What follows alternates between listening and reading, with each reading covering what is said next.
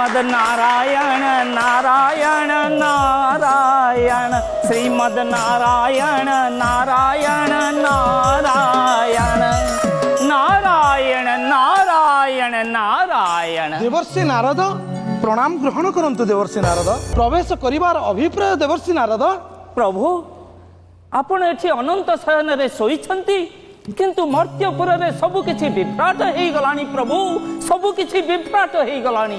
कोन घटना घटिछि देवर्षि? ए सृष्टि रो संरचना कले ब्रह्मा आउ आपण को देले पालन दायित्व आउ मां लक्ष्मी को देले फाइनेंस डिपार्टमेंट आउ एजुकेशन डिपार्टमेंट संभाळुचंती मां सरस्वती आउ निर्माण विभाग संभाळुचंती विश्वकर्मा। किंतु प्रभु मर्त्य लोकरे समस्ते देवता मानू नहीं राजनीति करुचंती। प्रभु राजनीति करुचंती। कोन कहूछ देवर्षि?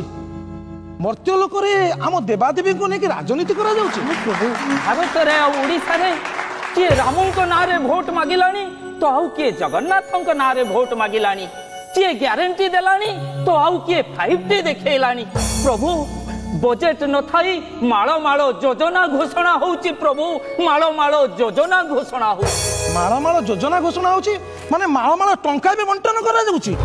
लक्ष्मी तमे कोन करूछ? लक्ष्मी मार्गशीर मास गुरुवार दिन ए घरे से घरे पसिकरी खाई दे के आछो आ मर्त्यपुर खबर किछ बदे रखुन ना कोन?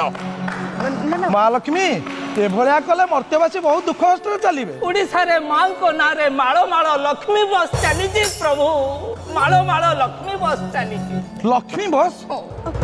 महालक्ष्मी प्रभु तमे मते न जणे कि पुणी मर्त्यपुर रे बस बिजनेस कलानी? महाप्रभु एते बेल को आपण मते कहि दोछंती आ मर्त्यपुर रे आपण को नारे कालिया योजना रे टंका बंटा होछि। आपण को टॉली रे ऑटो रे बुहा हे कि नै कि भिक्षा मगा होछि। ए सब कोन आपण को गोचर रे होछि? ए सब पई कोन आपण अनुमति देछंती? आश्चर्य आश्चर्यकर कथा कहूछ देवर्षि नारद। या कोन प्रकृति रे सत्य? प्रभु नारायण नारायण नारायण। खाली सेतिकी नुहे प्रभु बजेट रे किछि भी अर्थ नाही। ओडिसा रे एमिति भाबरे बंटा होउची। आज 1000 कोटी काली 2000 कोटी आज आकु 10,000 काली ताकु 9,000 जो भली भाबरे बंटा होउची। प्रभु ओडिसा रे जेतिकी संपत्ति बिकी देले भी सेतिकी होबनी। प्रभु ए सबरे ओडिसावासी ऋण भार रे बुडी गलेनी। प्रभु महालक्ष्मी तम अगोचर रहउछ ना तम गोचर रहउछ? ए सब प्रभु हरि महालक्ष्मी तम पाखरे भंडार घर रो चाबी अछि ना तमे एमिति खोला मेला रे छाडी दैछ सब? प्रभु आपण मते एते कथा कहि जाउछंती निजर रत्न भंडार रो चाबी कोडे हजि गलेनी आपण पाउ नाहंती। आपण मो भंडार घर रो चाबी उरंदुछंती। प्रभु मते विश्वास करंतु एमिति मिथ्या प्रतिश्रुति दे वोट हातेबा पई टंका बांटिबा पई मु काहाकू भी अनुमति देइनी। या ऊपर जदि आपण किछि चिंता न करंती ताहले ताहले समस्ते मागण छिया कुढ़िया हेई जिवे। प्रभु देवर्षि नारद प्रभु आ माने मर्त्यपुर रो लोक माने कोन पाठ साठ पढी नांती ना कोन? सेमानकर शिक्षागत योग्यता नाही ना कोन? आज बोते पछुआ पालटी जाईछि सेहि पई मागणा खिया प्रति सेमाने ध्यान दउछन। नारायण नारायण। प्रभु ओडिसार शिक्षा कथा कहीं की पचारुचंती? प्रभु ओडिसार शिक्षा व्यवस्था संपूर्ण भुसुड़ी पड़ी। प्रभु ए शिक्षा व्यवस्था एते पछुक जिबार कारण कोन? देवर्षि नारद मुंड ऊपर पिलामानकर परीक्षा थाउ थाउ कॉलेज गुडा करे 5T कार्यक्रम नुआ ओ कार्यक्रम चलीची। प्रभु पिला माने बही बस्तानी ठिंगी देई समस्ते नुआ ओ कार्यक्रम रे मातिचंती। प्रभु कोन कहूछ देवर्षि? से कॉलेज गुडी करे शिक्षक आउ छात्र छात्री रो परंपरा को भूली से माने जो भली भाबरे नृत्य करूचंती स्वर्गपुर रो उर्वशी मेनका रंभा भी फिका पड़ी जवे। प्रभु फिका पड़ी जवे। देवर्षि मु ये कोन सुनुछि मर्त्यपुर नेता माने कोन स्वर्गपुर देवता बोली निजको भाबुछंती? तांको मन को जहा आसीबो से माने सेया करिवे। नारायण नारायण नारायण। सेहा नुहे तो आउ कोन? मर्त्यपुर रो नेता मानू थरुटिए क्षमता मिली गला परे से माने कोउ गुण रे निजको कम भाबु नांती।